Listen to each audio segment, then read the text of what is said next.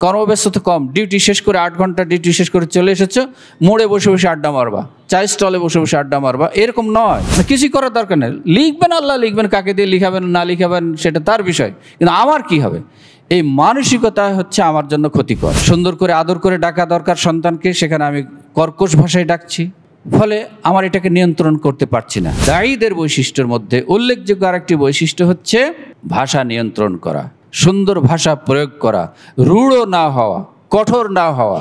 আমসিক আলাইকা লিসানাক, অথবা অন্য ভাষায় বলেন ওহরস লিসানাক, তোমার জিহ্বাকে বোবা বানিয়ে ফেলো। আত্মাহারিক টিভি, ওহির আলোই উদ্ভাসিত জীবনের জন্য। যাবতীয় প্রশংসা আল্লাহ রাব্বুল আলামিনের জন্য, যার অশেষ মেহেরবানিতে আপনাদের সামনে দাঁড়িয়ে দুটি কথা বলার তৌফিক লাভ করতে পেরেছি। তার ভিতরে বলছি আলহামদুলিল্লাহ। অতঃপর দরুদ ও সালাম বর্ষিত হোক নবী মুহাম্মদ সাল্লাল্লাহু আলাইহি ওয়াসাল্লামের উপর। আল্লাহুম্মা সাল্লি আলা মুহাম্মদ ওয়া আলা আলিহি ওয়া সাহবিহি আজমাইন। উকবা ইবনে আমির রাদিয়াল্লাহু তাআলা আনহু একজন বিশিষ্ট সাহাবী। রাসূল করিম সাল্লাল্লাহু আলাইহি ওয়াসাল্লামের পাশে বসতেন, কখনো কখনো কাছাকাছি বসতেন, কখনো তিনি তার হাত ধরতেন, উনি ওনার হাত ধরতেন, এইভাবে বন্ধুর মতো চলতেন। তো তিনি একদিন বলছেন যে আমার এইভাবে হাত ধরলেন, ধরে কাছাকাছি চলতে চলতে আমি বললাম, প্রশ্ন করলাম, মা নাজাতুল মুমিন ইয়া রাসূলুল্লাহ, হে আল্লাহ রসুল, মুমিনদের নাজাত কিসে? আর নাজাত মানে আমরা সবাই জানি, এটা আর নতুন করে শোনানোর দরকার নেই, মুক্তি, পরিত্রাণ। তো পরিত্রাণ তো মুমিনরা পেয়ে গেছে, আল্লাহ তো অনেক আগে বলেছেন কাদ আফলাহাল মুমিনুন, বলেন নাই? শুনেনি? আমরা শুনেছি। সেখানে কয়েকটি গুণের কথা বলেছেন। সেই গুণগুলি ছাড়াও রাসূল করিম সাল্লাল্লাহু আলাইহি ওয়াসাল্লাম নিজের ব্যক্তি জীবনে কিছু গুণের কথা বললেন, যেই চারিত্রিক গুণের কথা বললেন, সেই উন্নত চরিত্র যদি কেউ অবলম্বন করতে পারেন তাহলে সেই মুমিনের নাজাত রয়েছে।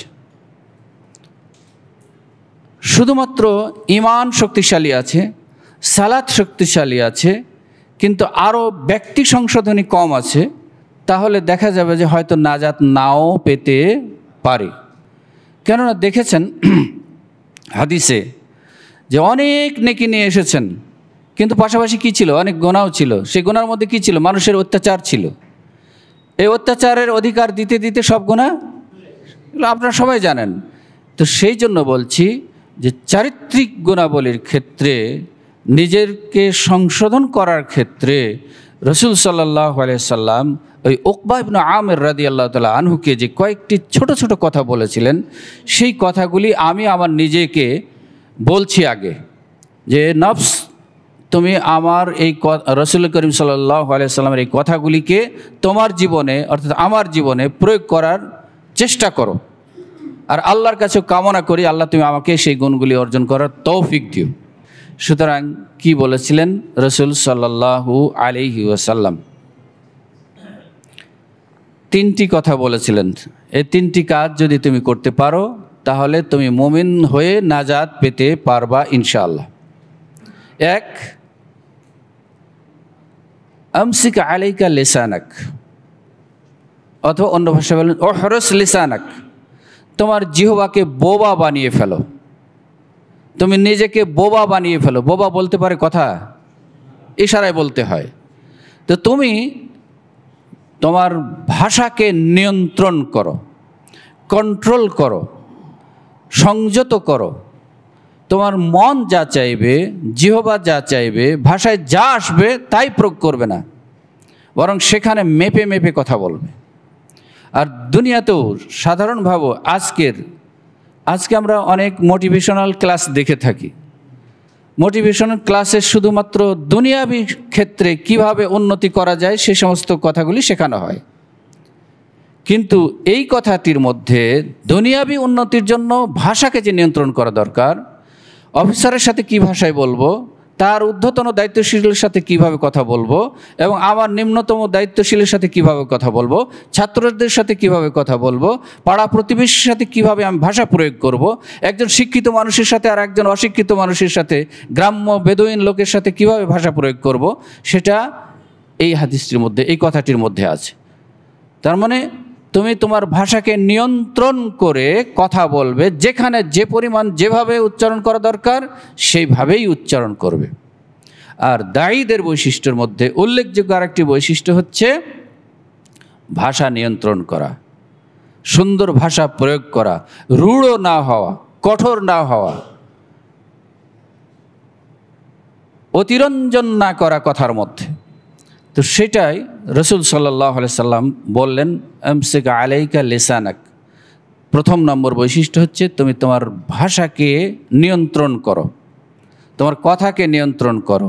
অন্য আরেকটি বর্ণনা একই অর্থ, ওহরুস আলাইকা লিসানাক, তোমার জিহ্বাকে তুমি বোবা বানিয়ে ফেলো। তো এখন আমি যদি আমার নিজের জীবনে দেখি, তাহলে এই কথাটি প্রয়োগ করতে এখনও পারছি না। আমার পরিবারের সদস্যদের সাথে যেভাবে যে ভাষা প্রয়োগ করা দরকার সেভাবে পারছি না। কোথাও সুন্দর করে আদর করে ডাকা দরকার সন্তানকে, সেখানে আমি কর্কশ ভাষায় ডাকছি, যেখানে কর্কশ ভাষা প্রয়োগ করার সেখানে আদর করছি, ফলে আমার এটাকে নিয়ন্ত্রণ করতে পারছি না। তার মানে আমি আমার প্রবৃত্তির তাড়নায় আমার ভাষাকে নিয়ন্ত্রণ করতে পারছি না। অথচ রসুল সাল্লাল্লাহু আলাইহি সাল্লাম নাজাতের জন্য প্রথম এই কথাটি বললেন। আর এই ক্ষেত্রে নিয়ন্ত্রণ করতে পারবো যদি আমি আরেকটি মূলনীতি মনে রাখি।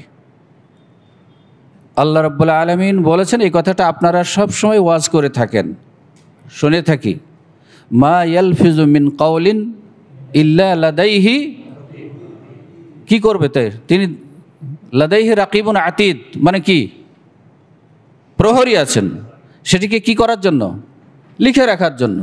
কি করবেন তাতে, লিখে রেখে লাভ কি আমার, বা আমার ক্ষতি কি, এত হুঁশিয়ারি কি কি মানে আমার নপরোয়া, মানে কিছুই করার দরকার নেই। লিখবেন, আল্লাহ লিখবেন, কাকে দিয়ে লিখাবেন না লিখাবেন সেটা তার বিষয়, কিন্তু আমার কি হবে, এই মানসিকতা হচ্ছে আমার জন্য ক্ষতিকর।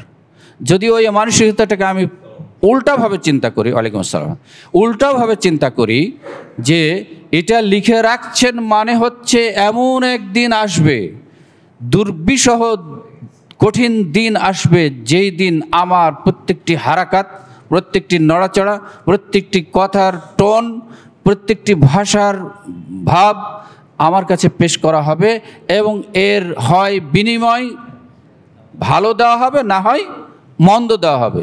এই ভয়টা যদি আমি আমার সামনে রাখতে পারি, তাহলে আশা করা যায় ওইটা দিয়ে আমার সংযত হওয়া সম্ভব হবে ইনশাআল্লাহ। 2 নম্বর বৈশিষ্ট্য হচ্ছে, 2 নম্বর বৈশিষ্ট্য যদি আমরা অর্জন করতে চাই, তাহলে ওয়াল ইয়াবকি আলা খাতিয়াতিক, তুমি বেশি উদ্যত হয়ে যাও না, ঔদ্ধত্যপূর্ণ আচরণ করো না, বরং বিনয়ী হয়ে নিজের জীবনের গোনাগুলিকে সামনে নিয়ে আসো। প্রতিদিন আত্মসমালোচনা করো, আত্মসমালোচনা করে তোমার গুনাহগুলিকে সামনে নিয়ে এই গুনাহের অপরাধের কারণে আল্লাহর কাছে ক্ষমা চেয়ে কান্দো, কান্নাকাটি করো। সবাই যখন বিভোর থাকবে আনন্দ বিল্লাসে, তখন তুমি আল্লাহর কাছে এই গুনাহগুলি তুলে ধরে একটু কান্নাকাটি করো। তাহলে কয় নম্বর বৈশিষ্ট্য হলো? 2 নম্বর। কি করতে হবে? নিজের গুনাহের কারণে কাঁদতে হবে। কার কার সামনে গিয়ে কাঁদতে হবে? পীর সাহেবের সামনে গিয়ে, আমির সাহেবের সামনে গিয়ে না, কার কাছে গিয়ে? নিভৃতে, যখন কেউ দেখবেন না, শুধু আল্লাহ রাব্বুল আলামিন দেখবেন, তখনই আমি তার সামনে গিয়ে কান্নাকাটি করব যে আল্লাহ, আমি জীবনে এই গুনাহ করেছি। আর যখন আমি নিজের চক্ষু বন্ধ করে অতীতের দিকে তাকাবো, সকাল থেকে সন্ধ্যা পর্যন্ত এইদিকে তাকাবো, তখন অবশ্যই দেখতে পাবো যে আমি কি কি অপরাধ করেছি, কি কি অপরাধ করেছি, এটা আমি সব দেখতে পাবো। সুতরাং এই অপরাধগুলিকে, সেই অপরাধগুলিকে সামনে নিয়ে আমি এই অপরাধের জন্য আল্লাহর কাছে ক্ষমা চাইব। আর যদি কোনো মানবীয় অপরাধ হয়ে থাকে, মানুষের সাথে অপরাধ করে থাকি, তাহলে সেই মানুষের কাছে গিয়ে অপরাধগুলি ক্ষমা প্রার্থনা করব। তাহলে 2 নম্বর বৈশিষ্ট্য পেলাম। নাজাত পেতে হলে 2 নম্বর বৈশিষ্ট্য পেলাম। 3 নম্বর হচ্ছে ওয়ালিয়াসআ বাইতাক। তুমি সময় পেয়েছো অনেক, কর্মব্যস্ততা কম, ডিউটি শেষ করে 8 ঘন্টা ডিউটি শেষ করে চলে এসেছো, মোড়ে বসে বসে আড্ডা মারবা, চায়ের স্টলে বসে বসে আড্ডা মারবা, এরকম নয়।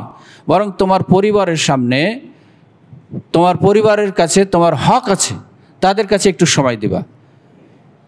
ওয়ালিয়াসআ বাইতাক, তোমার বাড়িকে প্রশস্ত করো। তার মানে এ নয় যে বাড়ি বিশাল অট্টালিকা বানাতে হবে। বাড়ি আমার কুটির ঘর যাই হোক না কেন, সেখানে পরিবারের সদস্যদের সাথে বেশি বেশি সময় দিতে হবে।